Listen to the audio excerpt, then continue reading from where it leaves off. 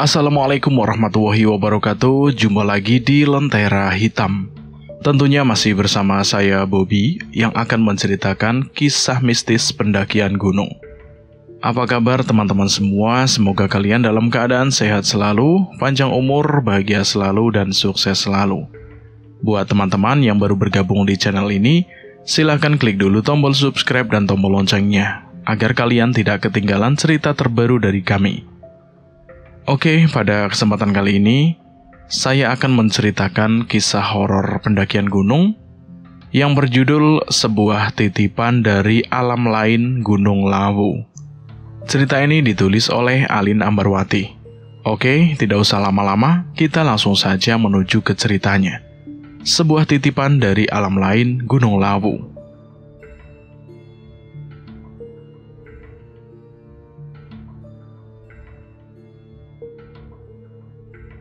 Batara Yuda atau kerap disapa Tara. Itulah nama yang ayah dan ibuku semantakan kepadaku sedari aku lahir ke dunia yang sebelumnya tidak pernah aku pijaki. Lahir dari keluarga pecinta alam menjadikanku pribadi yang sangat menggemari petualangan dan juga tantangan. Ayahku kerap kali menceritakan kegemarannya melakukan pendakian. Bahkan hampir semua gunung yang bertengger di Pulau Jawa sudah berhasil ditaklukkan oleh ayah sejak ia muda, bahkan sampai aku beranjak remaja. Salah satu gunung yang tidak pernah luput dari cerita ayah adalah Gunung Lawu. Hampir setiap tahun ayah naik ke puncak Gunung Lawu, yang setelahnya ia pasti menceritakan semua kemegahan Gunung Lawu kepadaku. Hingga Tara kecil selalu memimpikan untuk naik dan menaklukkan Gunung Lawu. Namun ayah selalu tidak memperbolehkanku untuk ikut dengannya ketika ia melakukan pendakian ke Gunung Lawu. Karena tidak pernah diajak oleh ayah, rasa penasaranku pun semakin menggebu-gebu. Tara kecil memiliki impian untuk bisa sampai di puncak Lawu suatu saat nanti, dan membuktikan kemampuannya kepada ayah. Salah satu alasan lain yang membuat tekadku semakin bulat, yaitu ketika ayah selalu mengucapkan kalimat yang secara tidak langsung memacuku untuk bisa menaklukkan puncak Lawu suatu saat nanti. Pitakonmu bakal kejawab, yen kowe bisa nemokke. Ucap ayah ketika aku menanyakan apa yang ayah temukan di Gunung Lawu, hingga ia tidak pernah sekalipun absen tiap tahunnya untuk datang dan menaklukkan puncak gunung yang berada di perbatasan Jawa Tengah dan Jawa Timur itu. Perihal Gunung Lawu, aku sempat mengalami hal yang kurang mengenakan ketika mimpiku kepada ayah berhasil aku taklukkan, yaitu mendaki puncak Lawu dan menemukan apa yang selama ini menjadi pertanyaan di dalam diriku sampai sepanjang waktu. Tepat 7 tahun lalu, tepat di mana aku sudah mulai tumbuh dewasa kala itu, aku bergabung dengan ekstrakurikuler hiking saat aku mengenyam pendidikan di bangku SMA. Itulah titik awal aku menemui sebuah pendakian, dan gunung pertama yang berhasil aku taklukkan adalah Gunung Merbabu. Baru setelah aku menamatkan pendidikanku di bangku SMA dan memulai dunia perkuliahan, aku mulai mencoba kembali untuk naik ke gunung. Dan gunung kedua yang aku pijaki adalah Gunung Lawu. Gunung yang selalu diceritakan oleh ayah sejak aku belia. Di bangku perkuliahan, aku bergabung dengan kelompok mahasiswa pecinta alam. Maka tidak heran, sedari masa itu aku sudah mulai terbiasa dengan aktivitas pendakian. Saat aku bergabung di kelompok pecinta alam, hampir setiap beberapa bulan sekali, aku bersama teman-teman kelompokku itu naik gunung-gunung yang ada di Pulau Jawa. Deretan gunung yang bertengger di Pulau Jawa satu persatu mulai aku taklukkan. Hingga keputusan pun berhasil aku dapatkan. Pengalamanku perihal pendakian pun berlangsung angsur mulai melebar. Aku yang semua amatiran kini perlahan mulai tahu banyak hal perihal pendakian. Wajar saja, ketika itu semangat mudaku benar-benar masih membara. Remaja 18 tahun dengan segudang rasa penasaran terhadap pendakian. Terlebih lagi, aku selalu terinspirasi dengan ayah yang sudah berhasil menaklukkan banyak gunung. Sehingga aku pun menginginkan hal yang serupa. Salah satu pengalaman pendakian yang sampai detik ini tidak bisa aku lupakan di sepanjang hidup adalah peristiwa yang sempat aku alami saat aku mendaki ke Gunung Lawu. Peristiwa tersebut secara tidak langsung berhasil mengubah sudut pandangku tentang makna sebuah pendakian. Peristiwa tersebut bermula saat kelompok pecinta alam yang aku ikuti akan melakukan pendakian ke Gunung Lawu. Tentu aku sangat bersemangat ketika pertama kali mendengar rencana pendakian tersebut. Dan tanpa berpikir panjang, aku pun langsung bersedia untuk bergabung dalam pendakian tersebut. Padahal di masa itu, aku benar-benar mahasiswa baru yang belum lama bergabung dengan kelompok pecinta alam dan belum memiliki pengalaman selain pengalaman mendaki ke Merbabu ketika SMA dulu. Namun beruntung, anggota kelompok pecinta alam yang sebagian besar merupakan kakak tingkatku tidak mempersoalkan pengalamanku yang terbilang sangat minim ini. Justru mereka semua sangat mendukung keinginanku untuk bergabung di pendakian ke Gunung Lawu mendatang. Dan mereka memintaku untuk latihan fisik agar tubuhku nanti lebih siap dan bisa lebih maksimal saat melakukan pendakian. Setelah mendengar rencana pendakian tersebut, aku lebih dulu meminta izin kepada ayah dan ibu. Bagaimanapun juga kedua orang tuaku harus tahu, meskipun mereka tentu akan memberikan izin kepadaku. Karena mengingat ayah pun memiliki kegemaran yang serupa denganku, yaitu mendaki ke gunung. Setelah ayah dan ibu memberikan lampu hijau kepadaku, aku pun mulai berlatih fisik untuk mempersiapkan segala sesuatunya. Hampir setiap sore, aku berlari mengelilingi gedung rektorat kampusku. Nyatanya tidak hanya aku seorang yang setiap sore berlari mengelilingi gedung itu. Banyak mahasiswa lain yang melakukan hal serupa. Gedung rektorat kampusku pun menjelma menjadi lintasan lari setiap sorenya.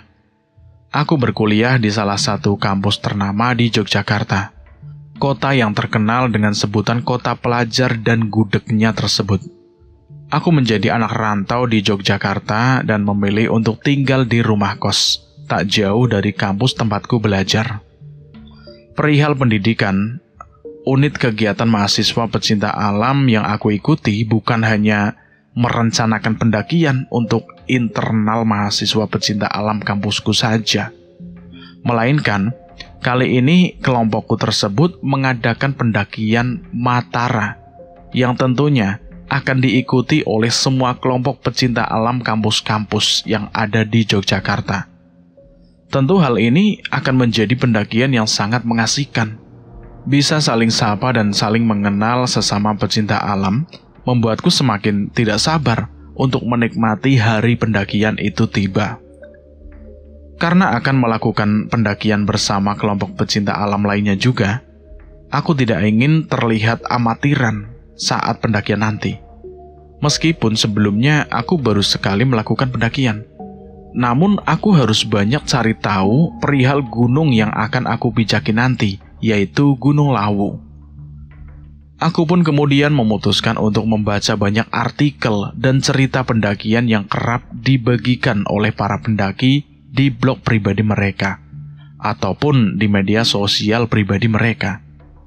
Aku juga membaca terkait hal-hal mistis yang kerap kali terjadi di Gunung Lawu. Aku melakukan ini semua agar aku tidak mendaki dengan tangan kosong semata, melainkan aku memiliki bekal yang aku peroleh dari internet, perihal mistis yang kerap terjadi di Gunung Lawu. 2 hari sebelum pemberangkatan, aku memilih untuk mampir ke base camp mahasiswa pecinta alam di kampusku. Setibanya di base camp, aku tidak langsung bersuah. Aku memilih untuk diam dan melamun. Nyatanya ada banyak kegundahan yang singgah di pikiranku ini. Bahkan, aku sendiri pun tidak bisa menjelaskannya begitu saja. Sebab, aku sendiri pun masih bingung dengan sesuatu yang sampai saat ini masih mengganjal di pikiranku. Saat aku sedang melamun, tiba-tiba saja salah satu temanku menghampiriku, yaitu Bobby. Ia seakan-akan tahu apa yang sedang aku pikirkan sedari tadi, meskipun aku belum berucap apapun. Mungkin karena hubungan pertemanan kami sudah terjalin cukup lama, sehingga Bobby pun mampu dengan cepat menghampiriku. Jangan terlalu dijadikan beban, Ucap Bobby padaku. Bob. Sejak kapan kau ada di sini? Gimana kau akan tahu kedatanganku jika kau sendiri terus melamun sedari tadi? Aku pun hanya membalas ucapan Bobby dengan senyuman, tanda tak enak hati kepada Bobby yang tidak lain adalah temanku. Jangan sungkan, Tara. Aku cukup paham dengan apa yang kamu pikirkan. Kau memang selalu paham tentangku, Bob. Perihal pendakian Gunung Lawu. Ya, kurang lebihnya seperti itulah, Bob. Apa yang menjadi kegundahanmu? Tiba-tiba saja aku khawatir dengan pendakian kali ini. Aku tidak cukup percaya diri untuk itu. Bukankah Gunung Lawu itu menjadi salah satu gunung impianmu? Lalu mengapa kamu ragu, Tara? Aku pun lantas menceritakan kepada Bobby perihal keraguanku tersebut, yang mana ada hubungan dengan ayahku sendiri. Ayah yang selalu menceritakan perihal kemegahan Gunung Lawu, namun tidak lupa pula menceritakan hal tersembunyi di balik kemegahan tersebut, yang bahkan sampai detik ini, aku pun belum tahu maksud dari setiap perkataan yang keluar dari mulut ayahku tersebut. Aku khawatir semua kemegahan yang ayahku gambarkan nyatanya adalah hal yang pelik yang sudah sepatutnya aku hindarkan. Terlebih lagi, ayah selalu tidak memberikan izin kepadaku untuk mendaki bersamanya ke puncak Gunung Lawu. Bukankah ayah memiliki alasan yang cukup kuat untuk itu? Lantas, Bobby pun memberikan nasihat kepadaku, agar aku tidak terlalu larut dalam hal yang belum jelas ku ketahui. Menurutnya, lebih baik aku mencari tahu terlebih dahulu. Jangan pesimis akan keadaan yang aku sendiri belum ketahui.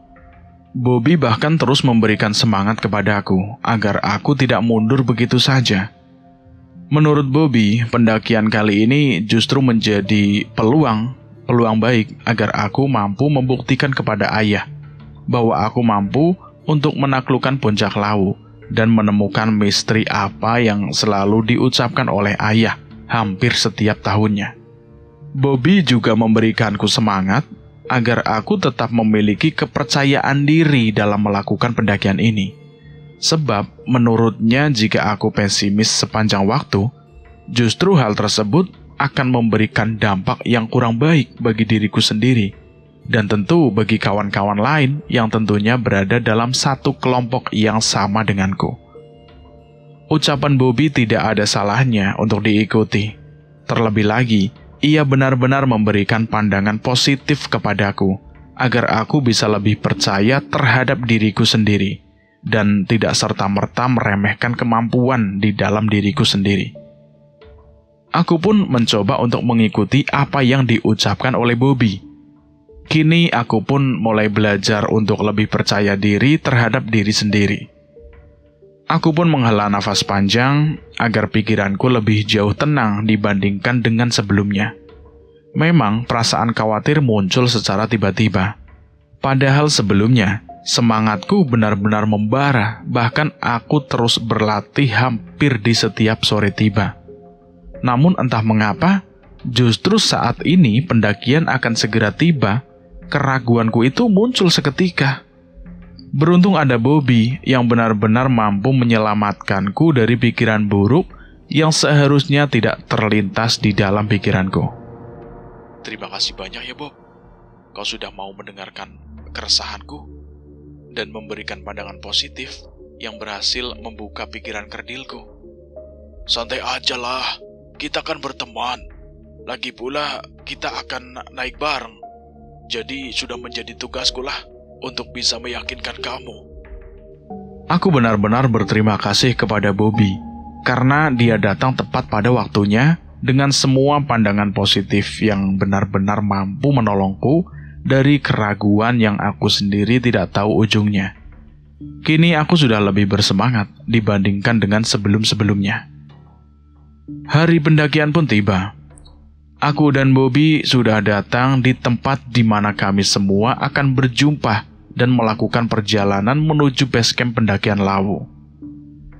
Di pagi hari yang cerah ini, aku, Bobby, dan semua rombongan pecinta alam kampus Yogyakarta berangkat dari Jogja menuju Solo dengan menggunakan kereta Prambanan Express.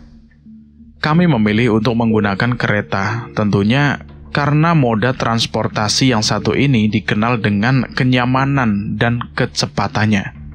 Karena kami tidak ingin waktu pendakian kami akan melebar nantinya, jadi kami sedari awal sudah memilih kereta agar semua rencana yang sudah kami susun sebelumnya itu bisa cepat sesuai dengan perencanaan. Kami semua merasa senang karena akhirnya kami bisa datang ke Puncak Lawu. Pengalaman ini benar-benar pengalaman baru bagiku dan tentunya sangatlah berharga. Begitupun dengan teman-temanku yang lain. Meskipun di antara mereka mungkin sudah ada yang pernah melakukan pendakian ke puncak Gunung Lawu, namun mereka semua nampak benar-benar bersemangat dalam pendakian ini.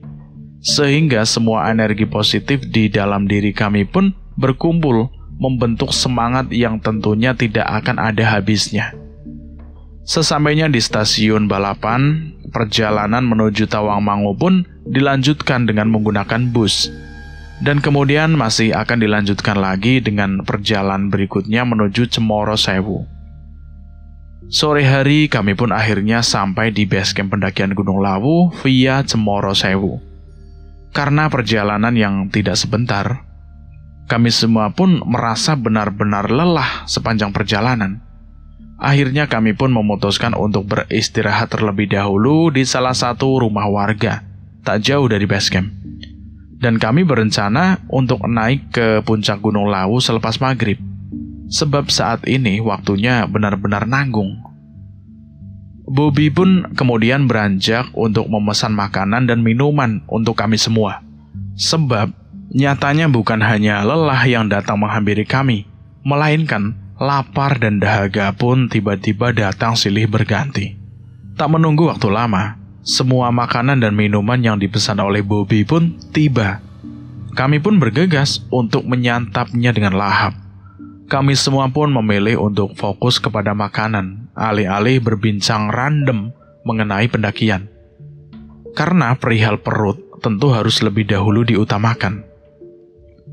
Setelah kami menghabiskan makanan yang telah dihidangkan, kami semua pun memilih untuk tertidur sejenak di rumah yang kami singgahi kala itu. Kami ingin mengumpulkan tenaga kami agar tidak lemes saat sudah berada di jalur pendakian nantinya. Sementara aku yang memang sudah prepare sejak lama, aku pun memilih untuk tidur. Sebab aku tidak ingin rasa lelah justru menguasai tubuh hingga aku tidak mampu untuk mengontrol diriku sendiri. Begitu pula dengan si Bobby. Ia pun memilih untuk tidur sama sepertiku, sebab kondisi yang prima benar-benar sangat dibutuhkan saat melakukan sebuah pendakian. Terlebih lagi, kami akan naik ke puncak Lawu. Aku dan rombongan berencana untuk melakukan pendakian setelah maghrib tiba, sehingga kami pun bisa bersantai-santai terlebih dahulu di rumah milik warga tak jauh dari base camp pendakian. Saat aku sedang istirahat tidur, tiba-tiba saja pikiranku kembali abu-abu. Pitakonmu bakal kejawab yen kowe wis bisa nemokake. Bisikan suara di dalam mimpiku. Tiba-tiba saja suara ayah itu muncul begitu saja dan membisikkan kalimat yang tidak pernah luput dari ucapan ayah saat ia sedang menceritakan kemegahan di Gunung Lawu. Sontak bisikan tersebut berhasil membuat kekhawatiranku kembali mencuat. Apa yang sebenarnya akan terjadi? Ada apa di balik ucapan tersebut? Apakah ada hal buruk di balik semua ini? Tak henti-hentinya aku berpikiran hal buruk di sepanjang istirahatku. Mataku memang terpejam, namun kegelisahanku yang terus mencuat pun membuat lelapku tak kunjung nyaman. Aku terus menggerakkan tubuhku karena gelisah, hingga hal tersebut pun secara tidak sengaja berhasil membangunkanku. Bobby yang saat itu berada tak jauh dari tempatku terlelap, Kenapa, Tar? Kau gelisah sekali. Ucap Bobby terbangun dari tidurnya. Lantas aku pun kemudian menceritakan kepada Tara bahwa bisikan ayahku tiba-tiba saja datang. Bisikan kalimat yang selalu ia ucapkan ketika ia sedang menceritakan kemegahan Gunung Lawu. Apa mungkin memang ada sesuatu yang tidak sesuai? Lagi dan lagi Bobby berusaha untuk meyakinkanku bahwa semuanya akan baik-baik saja. Mimpi hanyalah bunga tidur semata, dan tidak seharusnya aku larut ke dalam hal yang aku sendiri pun belum tahu dan belum begitu memahaminya. Aku pun kemudian memilih untuk beranjak. Aku bergegas untuk mengambil air wudhu dan memilih untuk menunaikan sholat sembari meminta petunjuk kepada Yang Maha Esa, agar aku diberikan ketenangan dan tidak terus-menerus dihantui kekhawatiran yang benar-benar tidak berujung. Setelah selesai menunaikan kewajiban sholat, perasaanku pun menjadi lebih tenang dibandingkan dengan sebelumnya.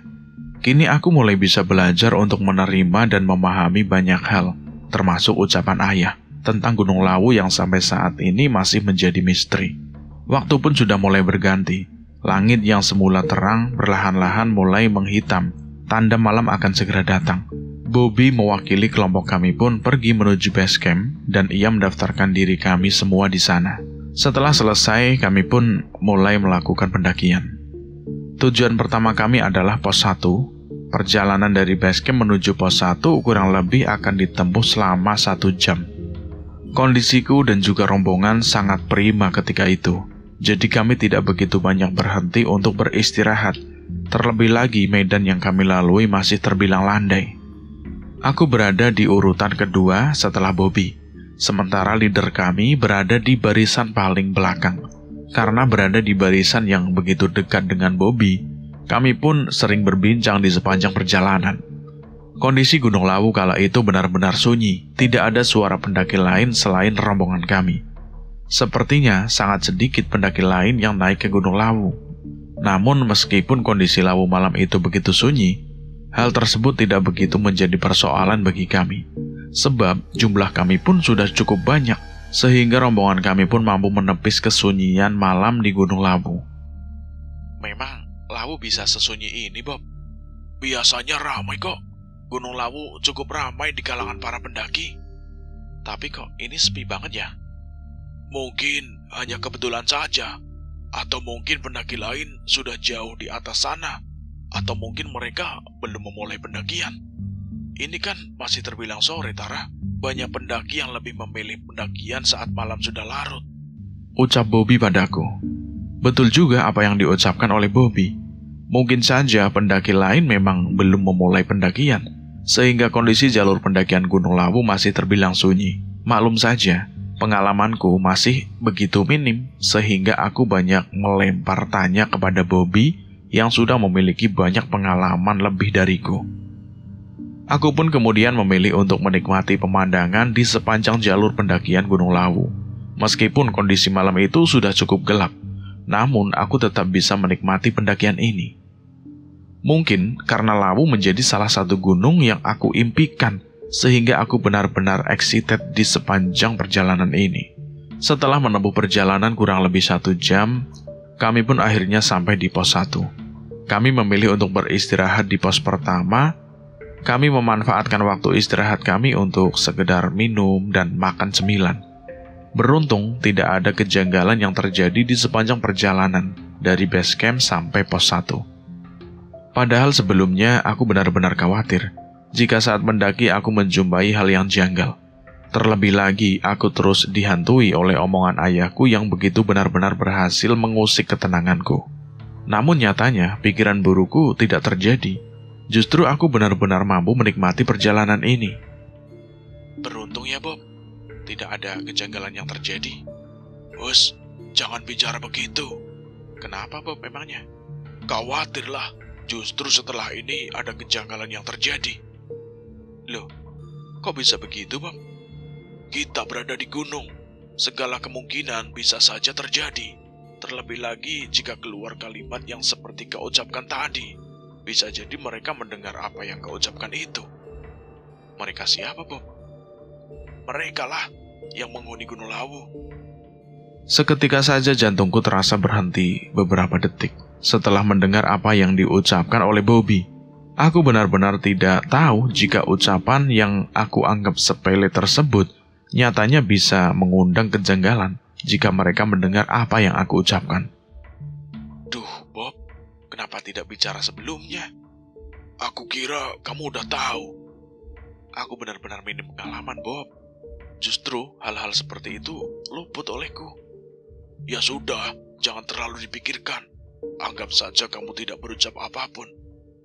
Tapi Bob, sudah, anggap saja angin lalu. Aku pun memilih untuk diam, meskipun pikiranku mulai tidak beraturan. Aku benar-benar tidak tahu. Aku benar-benar menyetara telah terucap kalimat yang menurutku sepele itu. Jika bisa memutar waktu, akan aku tarik kalimat yang aku ucapkan tersebut. Namun sayangnya, waktu tidak bisa kembali. Setelah beristirahat cukup lama, leader kami pun mengajak kami untuk melanjutkan perjalanan menuju pos selanjutnya. Saat itu pikiranku masih tidak menentu, namun Bobby terus berusaha untuk menenangkanku. Di tengah perjalanan, sayup-sayup aku mendengar seseorang memanggil namaku dari kejauhan.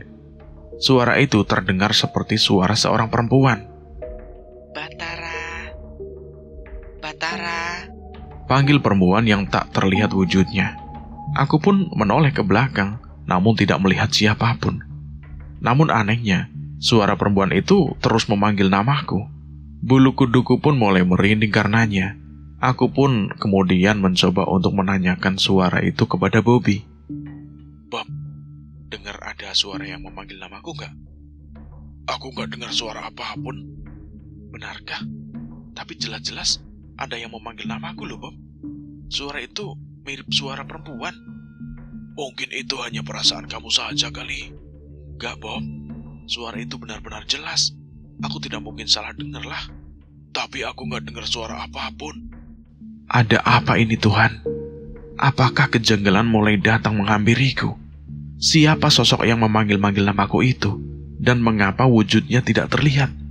Mengapa Bobby tidak melihatnya?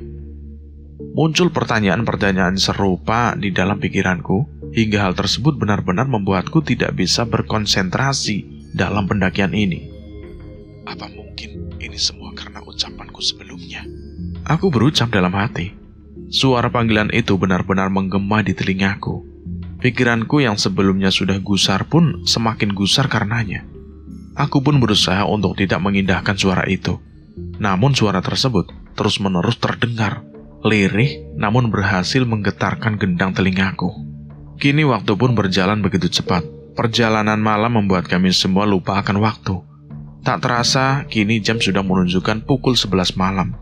Waktu yang cukup menegangkan karena sebentar lagi akan terjadi sebuah pergantian waktu antara malam menuju waktu pagi.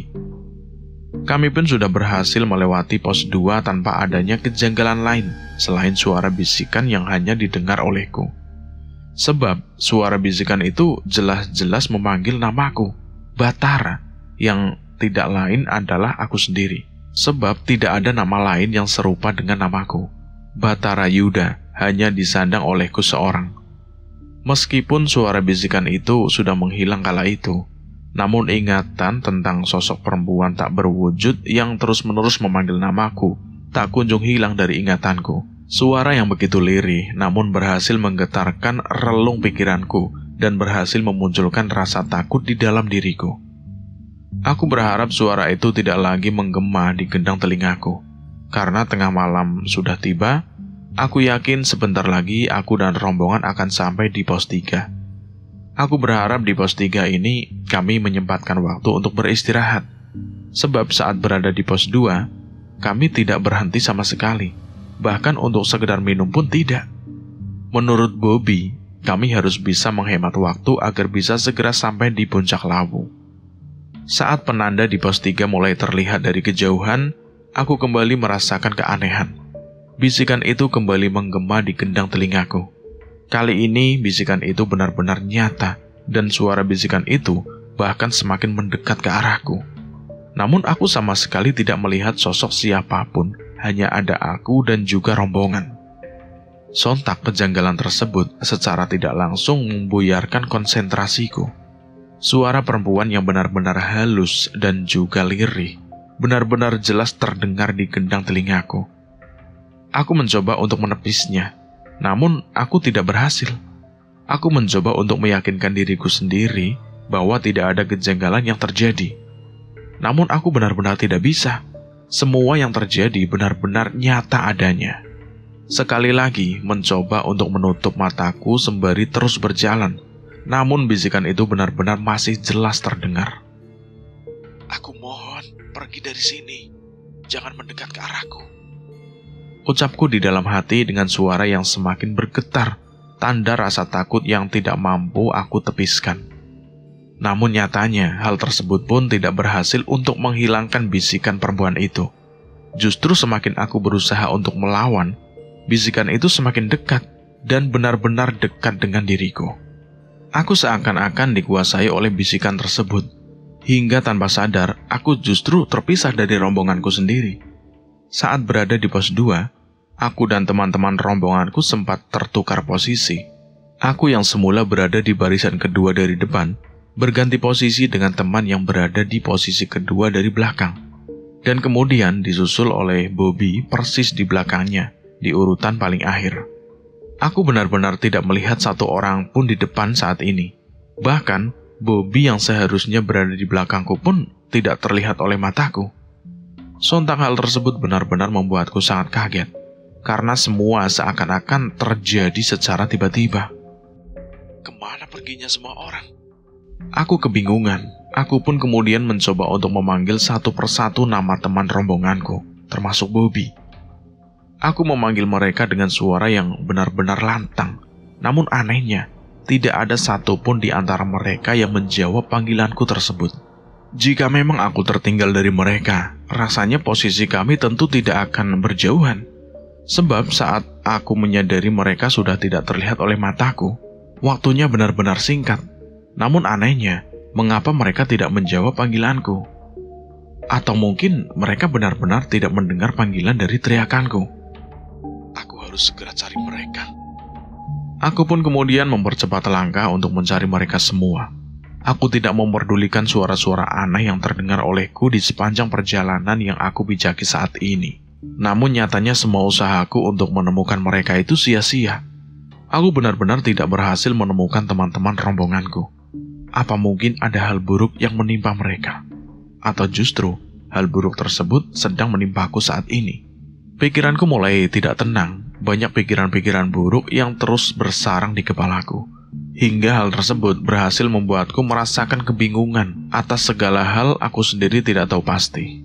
Kini pandanganku pun mulai berubah setelah aku tidak menemukan teman-teman rombonganku, termasuk Bobby, teman dekatku sendiri. Tiba-tiba saja, aku melihat sebuah bangunan kuno yang begitu mirip dengan bangunan kerajaan, jauh di depan mataku.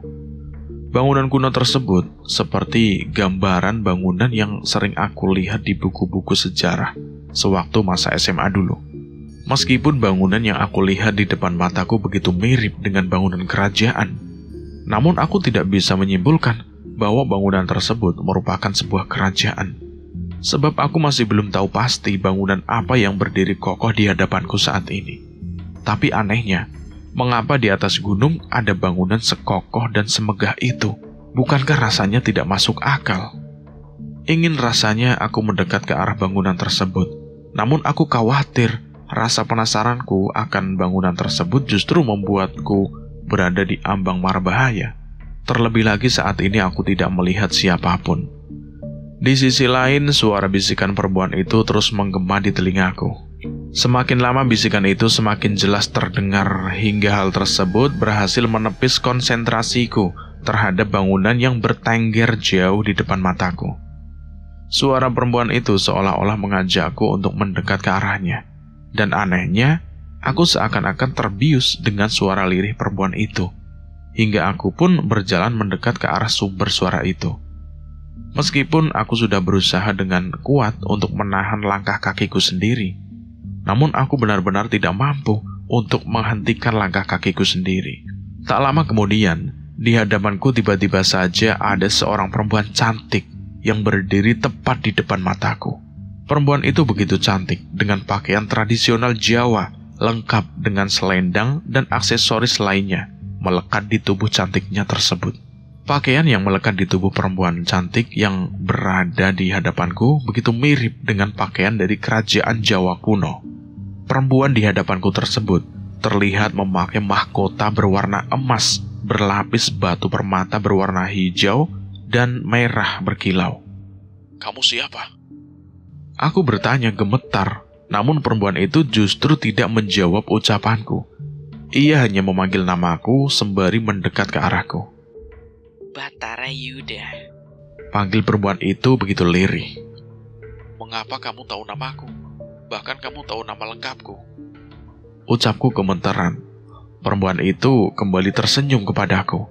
Ia lantas mendekat ke arahku dan menggenggam tanganku secara tiba-tiba. Aku tidak bisa mengelak ataupun menghindarinya. Aku seolah-olah terhipnotis oleh kecantikannya. Perempuan yang tak kukenali tersebut kemudian membawaku untuk pergi menuju bangunan yang aku lihat sebelumnya itu. Baru beberapa langkah aku berjalan bersama perempuan yang tidak aku kenali tersebut. Tiba-tiba saja seperti ada yang menarik tubuhku dengan paksa. Aku sendiri tidak tahu siapa yang menarikku begitu kuat, sehingga aku pun berhasil lepas dari genggaman perempuan yang tidak aku kenali tersebut. Ternyata, Bobby lah yang menarik tas carrier milikku dengan begitu kuat. Rupanya, Bobby sadar jika aku mulai berjalan menjauh dari rombongan. Meskipun aku sendiri tidak tahu jika akulah yang menjauh dari rombongan, bukan teman rombonganku yang tiba-tiba menghilang. Tar, sadar. Kenapa, Bob? Kamu di sini? Ucapku dengan nada yang terbata-bata. Sikapmu benar-benar aneh. Tadi, aku sempat tidak melihatmu loh, dan juga yang lain. Sudah, ayo percepat langkah. Kita sudah tertinggal jauh. Aku benar-benar tidak tahu dengan apa yang sebenarnya terjadi. Bukankah sebelumnya aku berada di tempat di mana dan bangunan besar yang begitu mirip dengan bangunan sebuah kerajaan? Dan bukankah sebelumnya tanganku sedang digandeng oleh perempuan cantik yang tidak aku kenali itu? Bukankah sebelumnya aku benar-benar sendirian? Tidak ada Bobby atau teman rombongan lain. Mengapa secara tiba-tiba semua yang aku lihat sebelumnya kini tidak lagi terlihat? Dan mengapa aku kembali berada di jalur pendakian bersama dengan Bobby dan teman rombongan yang sudah berjalan cukup jauh di depanku dan juga Bobby? Apa yang sebenarnya terjadi? Aku berjalan mengikuti langkah Bobby dengan pikiran yang masih tidak menentu. Aku benar-benar bingung dengan apa yang sedang menimpaku.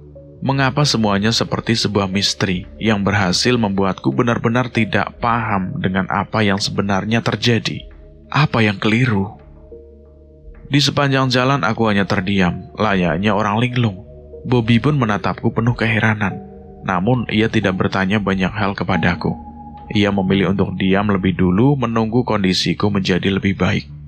Bobby kemudian mencoba untuk mengalihkan pandanganku dengan menuju ke arah rombongan yang nyatanya sudah berjalan cukup jauh dari aku dan juga Bobby. Bobby kemudian menceritakan kepadaku apa yang sebenarnya terjadi menurut kacamata Bobby. Lihat, mereka sudah berjalan cukup jauh. Kita ketinggalan. Kita tertinggal jauh karenamu. Memangnya apa yang terjadi padaku, Bob? Bobby pun kemudian menjelaskan bahwa sikapku mulai aneh semenjak melewati pos pertama. Sejak pertama kali aku menceritakan kepada Bobby jika aku mendengar seseorang perempuan memanggil-manggil namaku. Sejak saat itu, sikapku mulai aneh menurut Bobby. Aku sering berbincang seorang diri, tatapanku kosong, dan tiap kali Bobby melemparkan pertanyaan kepadaku, pasti aku akan menjawabnya dengan jawaban yang tidak sesuai dengan apa yang dipertanyaan oleh Bobby. Sehingga Bobby beberapa kali menegurku, namun aku tidak mengindahkannya. Puncaknya adalah ketika kami melintasi sepanjang jalan di pos 2 menuju pos 3. Sikapku benar-benar aneh menurut Bobby. Aku semakin sering berbincang-bincang seorang diri, dan tiba-tiba saja aku memilih jalur lain yang justru tidak sesuai dengan jalur yang seharusnya dilewati oleh rombongan kami. Karena merasa janggal dengan sikapku ketika itu, Bobby pun memilih untuk berjalan mengikutiku. Dan saat aku berjalan cukup jauh sehingga berada di ambang jurang, Bobby pun kemudian menarik karirku dengan sangat kuat agar aku tidak terjatuh ke dalam jurang tersebut. Bobby tidak berpikir jika sikapku akan sejauh itu. Mendengar apa yang diceritakan oleh Bobby, aku benar-benar kaget. Karena apa yang aku alami dengan apa yang Bobby lihat benar-benar bertolak belakang. Di dalam ingatanku, aku sama sekali tidak melihat adanya jurang. Bahkan aku merasa bahwa jalan yang aku pijaki adalah jalan yang benar. Tapi mengapa yang terlihat oleh Bobby benar-benar berbeda dari pandanganku? Apa yang sebenarnya terjadi? Aku pun kemudian mencoba untuk menghela nafas panjang dan perlahan-lahan menceritakan apa yang sebenarnya terjadi padaku. Dan semuanya benar-benar berbeda dari pandangan Bobby. Apa yang kamu lihat tidak seperti apa yang aku alami. Maksud kamu apa, Tar? Aku tidak mengambil langkah yang salah. Dan aku tidak melihat jurang di dalam ingatanku. Aku tidak mungkin salah, Tar. Bahkan teman-teman yang lain pun melihat gelagat aneh dari semua sikap yang kamu tunjukkan. Tapi semua yang kamu ucapkan tidak sama seperti yang aku alami. Bobby pun benar-benar keheranan. Ia kemudian memintaku untuk menceritakan apa yang sebenarnya terjadi padaku. Ia memintaku untuk menceritakan semuanya secara detail, sejak awal hingga akhir. Aku pun kemudian menceritakan semuanya kejadian yang aku alami dan semua hal yang aku lihat. Namun, bermula dari bisikan perempuan yang terus-menerus memanggilku, hingga tanpa sadar aku pun mengikuti sumber suara bisikan tersebut. Sehingga aku berada di tempat yang aku sendiri tidak tahu. Aku hanya melihat ada sebuah bangunan besar di dalamnya. Bangunan yang lebih mirip dengan sebuah bangunan kerajaan. Di sana kemudian aku melihat ada sosok perempuan cantik yang secara tiba-tiba berdiri di hadapanku. Ia memanggil namaku dengan sangat lengkap. Lantas ia pun menggenggam tanganku dan membawaku ke sebuah tempat yang aku sendiri tidak tahu. Namun ketika perempuan itu akan mengajakku, tiba-tiba saja ada seseorang yang menarik tubuhku dengan begitu kuat. Dan ternyata orang tersebut adalah Bobby. Setelah itu aku berada di tempat yang sama seperti Bobby. Setelah mendengar semua ceritaku, pikiran Bobby pun mendadak kacau. Ia menganggap apa yang aku ucapkan hanyalah hayalan semata. Sebab rasanya tidak mungkin ada sebuah bangunan besar yang begitu mirip dengan sebuah kerajaan di atas gunung yang memiliki tanah tidak rata. Rasanya semua yang terucap dari mulutku tidaklah benar. Namun itulah yang terjadi padaku. Entah Bobby akan percaya atau tidak, namun aku berucap yang sebenarnya. Tanpa ada yang ditambah-tambahi ataupun dikurang-kurangi, semuanya terjadi padaku. Namun sepertinya, Bobby berusaha untuk mencerna semua hal yang aku ceritakan. Meskipun ia sendiri masih terlihat percaya tidak percaya dengan peristiwa yang aku alami. Namun setidaknya, ia tidak membantah ucapanku begitu saja. Setelahnya, semua peristiwa yang menimpaku, Bobby semakin protek terhadapku. Ia terus mengawasi semua hal yang aku lakukan, dan ia terus berjalan beriringan denganku. Ia berusaha untuk menjagaku sebaik mungkin, karena ia tidak ingin hal buruk terjadi kepada sahabat baiknya yang tidak lain adalah aku. Jangan diam, Tar. Khawatir ada makhluk yang lain tiba-tiba merasukimu. Gak akan ada kok, tenang saja, Bob. Ucapku mencoba untuk menenangkan Bobby. Gak mungkin aku bisa tenang. Aku harus terus mengawasimu. Iya, Bob, tenang saja. Kami pun kemudian mempercepat langkah untuk menyusul teman-teman rombongan yang lain. Bobby terus berusaha untuk mendekatkanku dengan teman rombongan yang lain. Harapannya agar pikiranku kembali seperti sedia kala. Tidak berselang lama, Bobby kembali melihat gelagat aneh dari diriku. Ia kemudian langsung menarik tanganku dan mempercepat langkah sehingga kami berhasil menyusul teman-teman rombonganku. Berkali-kali Bobby mengingatkanku agar aku tidak terus diam dengan pikiran kosong. Bobby menjadi orang yang paling khawatir dengan keselamatanku. Sebab ia sadar jika aku sudah mulai terpengaruh dengan makhluk-makhluk lain yang bersemayam di Gunung Lawu. Dan Bobby sepertinya sadar jika gangguan makhluk itu terus saja berdatangan menghampiriku. Meskipun aku sendiri tidak kunjung menyadarinya. Meskipun pengalaman Bobby dibandingkan denganku lebih banyak, namun Bobby dianggap anak baru dibandingkan dengan teman-teman di dalam rombongan kami itu. Pengalaman pendakian Bobby masih tergolong sedikit, sehingga saat ia melihat gelagatku yang semakin aneh tiap waktunya, ia benar-benar merasakan rasa takut yang luar biasa. Bobby benar-benar khawatir jika aku tidak cukup kuat untuk sampai di puncak Gunung Lawu. Bahkan Bobby pun sempat berpikiran buruk. Ia berpikir, apa aku masih bisa selamat? Atau aku akan berakhir tragis di Gunung Lawu, gunung impianku ini. Namun Bobby terus berusaha untuk mendoakan keselamatanku, sahabat dekatnya. Karena rasa kekhawatirannya yang begitu dalam, Bobby pun kemudian memilih untuk menghampiri Faras, ketua Mapala di dalam rombongan kami. Bobby menghampiri Faras sembari terus mengawasiku tanpa henti. Tatapannya benar-benar tidak bisa lepas dari diriku saat itu. Bobby ingin melaporkan semua gelagat aneh yang ditunjukkan olehku. Ia juga ingin menceritakan segala peristiwa yang terjadi sebelumnya, baik dari sudut pandang Bobby sendiri dan juga sudut pandangku. Bobby ingin mencari solusi terbaik yang bisa mengembalikan diriku menjadi sosok Tara sebelumnya. Sembari terus mengawasi dan menjagaku, Bobby terlihat berbincang dengan Faras untuk membicarakan perihal diriku. Bang, ada yang gak beres dari Tara.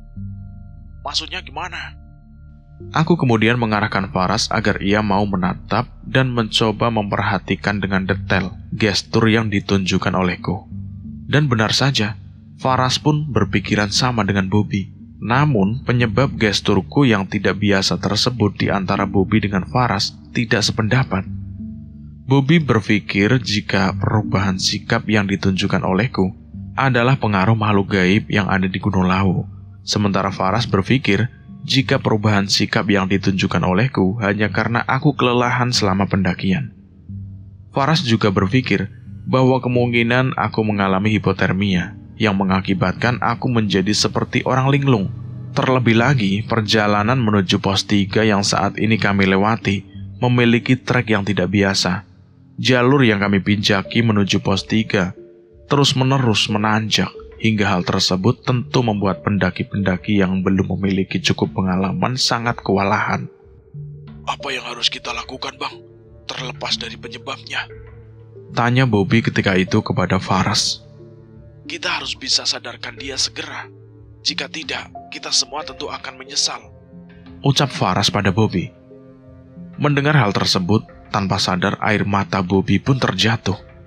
Ia benar-benar tidak bisa berpikir dengan jernih lagi. Bobby benar-benar tidak ingin kehilangan Tara. Terlebih lagi, keduanya sudah bertemu cukup lama. Di sisi lain, Bobby pun terus berusaha untuk membujuk Faras agar ia bisa sesegera mungkin bertindak. Terlebih lagi, ia merupakan ketua mahasiswa pecinta alam yang bertugas di dalam pendakian ini. Bobby benar-benar berharap agar Faras mampu untuk menolongku, agar aku bisa kembali seperti sedia kala. Bobby benar-benar kalut dengan situasi yang saat ini sedang ia hadapi. Di satu sisi, ia tidak ingin terjadi hal buruk dengan Tara. Namun, di sisi lainnya, ia sendiri tidak bisa bertindak apapun. Terlebih lagi, sesaat setelah menceritakan kondisi Tara kepada Faras, justru ia semakin menemukan titik kebimbangan saat Faras tidak percaya dengan tutur katanya yang mengatakan bahwa Tara terkena gangguan. Namun, Faras justru mengatakan bahwa Tara hanya kelelahan karena suhu badannya cukup tinggi ketika Faras mengeceknya. Karena persoalan tersebut, Bobby pun tidak begitu memperhatikanku saat itu. Ia begitu abai terhadapku. Wajar saja, pikiran Bobby sendiri pun sedang tidak menentu. Dan setelah Bobby dan Faras berusaha untuk berdamai atas semua kondisi yang terjadi, tiba-tiba saja Bobby sudah tidak lagi melihatku di tempat semula, yaitu di bebatuan besar tak jauh dari posisi dia saat berbincang dengan Faras. Sontak hal tersebut pun benar-benar membuat kaget Bobby. Ia bahkan langsung kelimpungan untuk mencariku saat itu juga.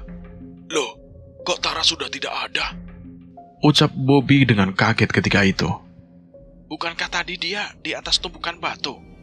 Sebelumnya memang Tara berada di sana. Tapi mengapa dia tiba-tiba saja tidak ada di tempat semula? Bobby keheranan. Sontak peristiwa tersebut benar-benar membuat Bobby dan Faras merasa kebingungan. Sebab sebelumnya mereka tidak pernah menyangka jika peristiwa tersebut akan terjadi. Keduanya pun memutuskan untuk memberitahukan kepada teman-teman lainnya agar segera bisa dilakukan pencarian terhadapku. Sebab kondisiku saat itu benar-benar mengkhawatirkan, sehingga mereka pun tidak bisa hanya tinggal diam saja. Mereka semua mengitari pos 3 untuk mencari keberadaanku saat itu. Hampir setiap pendaki yang melintas, mereka tanyai perihal keberadaanku. Namun tidak ada satupun di antara mereka yang tahu atau bahkan pernah melihatku. Semua menjawab dengan jawaban yang serupa, yaitu mereka belum pernah bertatap wajah denganku dan tidak tahu menahu perihal keberadaanku. Alhasil rencana pendakian mereka pun kacau seketika. Puncak yang semula menjadi tujuan utama mereka, kini beralih sudah. Pencarian terhadapku kini lebih diprioritaskan karena teman-teman di dalam rombongan kala itu tidak begitu tahu tentang kronologis menghilangnya aku. Mereka pun kemudian menanyakan apa yang terjadi sebenarnya.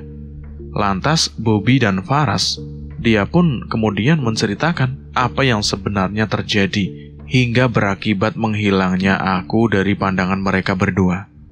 Di posisi ini Bobby lah yang paling merasa bersalah. Tidak seharusnya ia abai terhadapku kala itu, dan tidak seharusnya ia hanya berfokus dengan perbincangannya dengan Faras. Lawu yang sebelumnya begitu sunyi, kini beralih menjadi lawu yang benar-benar riuh. Pendaki lain yang sebelumnya tidak ada, kini mulai berlalu lalang, dan suara kicau burung di tengah malam pun membuat suasana kala itu menjadi semakin mencekam.